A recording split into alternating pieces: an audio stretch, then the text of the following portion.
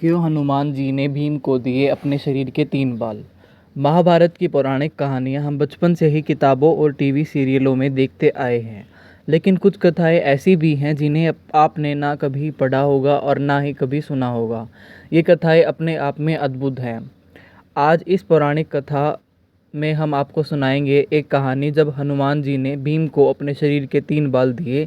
जानिए क्यों। पांडवों ने श्री कृष्ण की मदद से कौरवों पर विजय प्राप्त कर ली थी। अब हस्तिनापुर का राज्य पांडवों के अधीन था। धर्मराज युधिष्ठिर राजा बने थे। न्याय और धर्म की प्रतिमूर्ति महाराज युधिष्ठिर के राज्य में सब कुशल मंगल था। समस्त हस्तिनापुर आनंदमयी जीवन व्यतीत कर रहा था। कहीं कोई किसी प्रकार का दुख न था। एक दिन नारद मुनि राजा युधिष्ठिर के पास आए और कहा कि महाराज, आप यहाँ वैभवशाली जीवन जी रहे हैं, लेकिन वहाँ स्वर्ग में आपके पिता बड़े ही दुखी हैं। युधिष्ठिर ने नारद मुनि से पिता के दुखी होने का कारण पूछा तो उन्होंने बताया कि पांडु का सपना था कि वो राज्य में एक राजसूय यज्ञ कराएं, लेकिन वो अपने जीवन काल में नहीं करा पाए, बस इसी बात से दुखी हैं। तब युधिष्ठिर ने अपने पिता की शांति के लिए राजसूय यज्ञ कराने का फैसला लिया। इस यज्ञ में वो ऋषि पुरुष मृगा को बुलाने चाहते थे। ऋषि पुरुष मृगा भगवान शिव के परम भक्त थे। उनका ऊपर का हिस्सा पुरुष का था और नीचे का हिस्सा मृगा हिरण का था, इसलिए उनका नाम पुरुष मृगा था। युधिष्ठिर ने अपने छोटे भाई भीम को आज्ञा दी कि वह ऋषि पुरुष मृगा को ढूंढ कर लाए ताकि यज्ञ संपन्न हो सके। भीम भाई की आज्ञा पाकर ऋषि पुरुष मृगा को ढूंढने चल दिए। एक जंगल में गुजरते हुए भीम को पवन पुत्र हनुमान दिखाई दिए। चूंकि भीम भी पवन वायु के पुत्र थे, तो इस नाते हनुमान और भीम दोनों भाई हुए।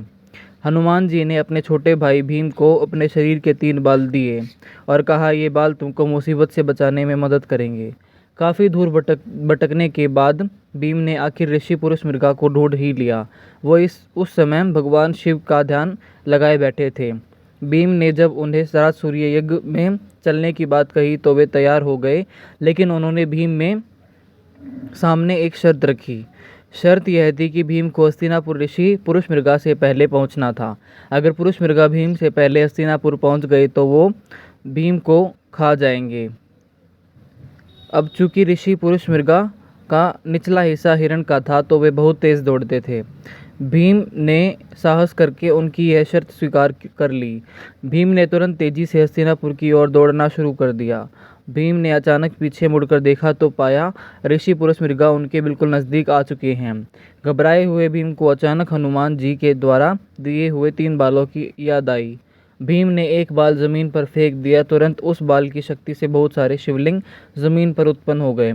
ऋषि पुरुष मृगा भगवान शिव के भक्त थे, इसलिए अब वो हर शिवलिंग को पूजते हुए आगे बढ़ रहे थे, जिससे उनकी चाल धीमी पड़ गई। अब थोड़ी देर बाद भीम ने फिर दूसरा बाल फेंका तो फिर से बहुत सारे शिवलिंग उत्पन्न हो गए।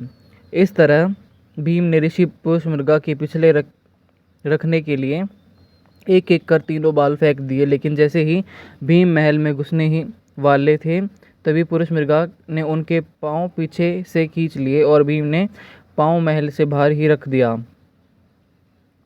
अब पुरुष मृगा भीम को खाने के लिए जैसे ही आगे बढ़े, तुरंत वहां राजा युधिष्ठिर और भगवान कृष्ण आ गए। तब ऋषि पुरुष मृगा ने युधिष्ठिर से कहा कि अब आप ही न्याय करें।